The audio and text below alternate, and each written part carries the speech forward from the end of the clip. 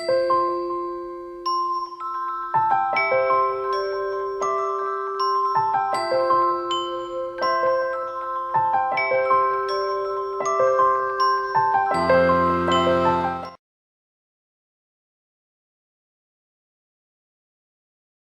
guys, how's everyone doing? Good, I hope. This review has been requested a lot of times by you guys for me to do. And so to everyone that has asked me before, I do eventually get round to them. I really do. It just takes me a little while, so hang in there. If I say I'll do it, I will do it. It's Dior Addict by Christian Dior, obviously. It's a really good one, this one. It originally came out in 2002. And it has been reformulated at least twice, so I'm not going to go into the reformulations too much. This is the 2014 version, so it's the most recent one that's been made. Quick little tip, if you do want to find the old one, if you hunt down the bottles that have the sprayer embedded in the bottle itself, you're likely to be finding the old one. But for now, this is the 2014 one. My mum had the 2002 version. I remember smelling it and it is a powerhouse. It's still a powerhouse, just a little bit tamed because of reformulation reasons. My bird is hanging upside down on his perch, flapping his wings. He's saying hi to you guys. So the nose behind this fragrance is Terry Vassar. He's kind of a big deal. He works a lot with Guerlain. He's made, I think, almost 100 fragrances for Guerlain. He made Shalimar Parfum Initial, he made Le Petit Robe Noir, I can't speak because of French words. But yeah, Oriental Vanilla, that's what this is, and I don't usually review this style of fragrance, but they are really good fragrances usually. It's a really nice category of fragrance. I describe them as being for people that tend to like gourmand fragrances usually. I mean full-on gourmand, but want something a little bit more sultry or with something a little bit more edge to them. That's what Oriental Vanillas are, and they're great fragrances. So, Dior Addict, beautiful. It reminds me of my mum. So before I tell you the notes, I just quickly need to say that I'll tell you the notes for review purposes, but this one's a little bit of a conundrum. It really doesn't smell like a lot of the things that are listed, but different things work differently on different people's skin, so I'm going to tell you them anyway. The notes are mandarin leaf, which I'm guessing is going to have a similarity to neroli because it's a leaf from a citrus plant. Silk tree flower, which is supposed to have a dry green tone. Queen of the night flower, which is also known as night blooming cereus or cereus. Also, it's vanilla cactus, so it's a flower that has a vanilla-y tone as well. And vanilla is a big part of this fragrance. Obviously, it's an Oriental Vanilla, go figure. Rose as well, and sambac jasmine, which if you don't know already, it's the less common type of jasmine, but it's way nicer if you ask me. I always say the original jasmine. The more common jasmine is Jasminum grandiflorum. That's the more common one that you find in fragrances. It's a little bit harsher, a little bit drier. Sambac jasmine comes from India, and it's just a lot more exotic. It's a little bit more incensey to me as well, which is really kind of cool. I love it. Then you've got orange blossom as well. Absolute vanilla is bourbon vanilla absolute. Sandalwood, for Mysore sandalwood, I'm not sure that Mysore sandalwood would still be in this now because it's new, and Mysore sandalwood is pretty hard to find in fragrances nowadays, but Mysore sandalwood is like the Ferrari of sandalwoods. It is the most glorious, beautiful sandalwood you can ever smell. So these are probably the original notes, but it's probably still got a sandalwood element in it as well. And then finally is tonka, so another vanillic, almondy kind of note as well. So that's the notes. So yeah, this is it.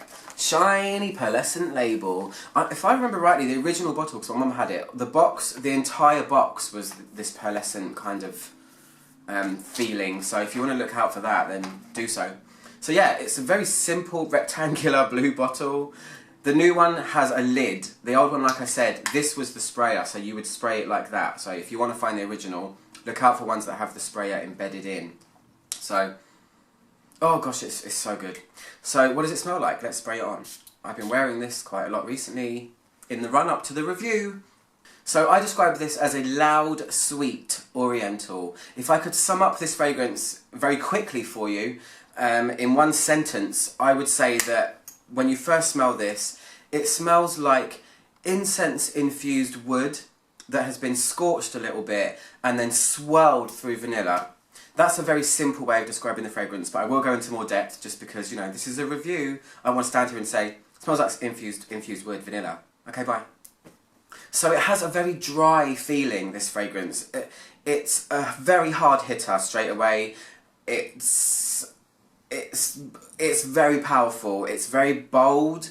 It makes me think of nighttime. It's very, very sultry, very sexy. And yeah, there's a huge dry tone going on. And like I said, it doesn't smell like a lot of the things that are listed, which is why it's a bit of a conundrum. It smells very, very exotic. It's really rich, and it smells like it's got a lot of incense in it. Like I said, dry, scorched wood with incense and lots of vanilla that kind of balance out together. That's the main feeling of it. It's very, very seductive.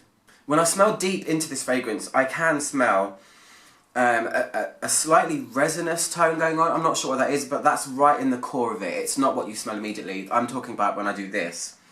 And if I have to pinpoint and if I have to go deeper into the smell, there is a tiny bit of something animalic. It's possibly coming from the Sambac jasmine, because that does have a somewhat dirty facet to it as well. But the vanilla really does encompass a lot of the other notes, but I really don't know where the smoky incense tone comes from, but it does smell like that. It smells very bold, and I think it's a crowd pleaser. I mean, people are really, really attracted to this when I wear it. A lot of people want to know what it is. It's quite a hit with Dior. It really is. The original one was glorious, but this one, I mean, it's not bad either. The only thing that's taken a hit is longevity, which is going to happen 99% of the time when you get a reformulation. So don't let it deter you too much. It's such a beautiful fragrance. So yeah, as you've probably guessed, vanilla is the backbone of this fragrance. Depending on, I guess, your skin type and chemistry, you're going to get loads of vanilla or you're not. At first though, it's very balanced. You can tell there's vanilla in it, but I think it's disguised quite well by a huge sultry woodiness. And I'm glad that it isn't full on going into gourmand. It would never go there because it's too oriental. It's way more oriental than it is gourmand. I want to talk about the flowers as well, because there's some really interesting, well not interesting, but really famous, shall we say, flowers in it. Orange blossom, rose and Sambac jasmine. You would think that it would be a more floral fragrance, but it really isn't. Oriental fragrances are usually spicy floral. There's normally an element of spice, and I would say that it's kind of spicy in a weird way, but it's more smoky than spicy. So again, like I said, the notes don't really tell you what's going on, but I do it for review purposes. I like to be thorough. You must know me by now. This is lady at a nightclub. Or man at a nightclub. This is lady or man that's gone out to a swanky event. This is somebody that's trying to make a statement. It's a statement fragrance. It's not a shy, retiring wallflower. This is, I am wearing perfume and you're going to know about it. The dry down's really given me trouble, actually. I've worn this many times throughout my life, and the dry down is the hardest thing to describe, but I'm going to try anyway. You have to really, really wait for the dry down to happen, because the wet stages is how it stays for a really long time. So the dry down is, if you're gonna try and find flowers in this fragrance, the dry down is when you're most likely to do it. But again, it's still not ever really a floral fragrance. It's more about everything else that I've mentioned a million times. When it's really, really dry, that's when I can smell the tonka a bit, because the vanilla seems to soften a bit. And there is a slight floral element, but it really isn't anything as spectacular as when it's wet. So this is one that I shamelessly reapply all the time. I have no qualms about saying that. I reapply this all the time because it's so amazing when it's wet. But yeah, the dry down is nothing to shout about, but the other stages make it so worthwhile. And that is my review of Dior Addict by Christian Dior. Guys, go and check out this fragrance at beautyspin.co.uk or .com. I'll put links below. You can go and check it out there. It's for sale there. Oh my god, that's where I got mine from. So, anyway, yeah, I hope you enjoyed this review, and you guys that requested it, I hope you liked it. I'm Archie Mono, click my logo to subscribe, and I'll see you guys soon for another review. Goodbye!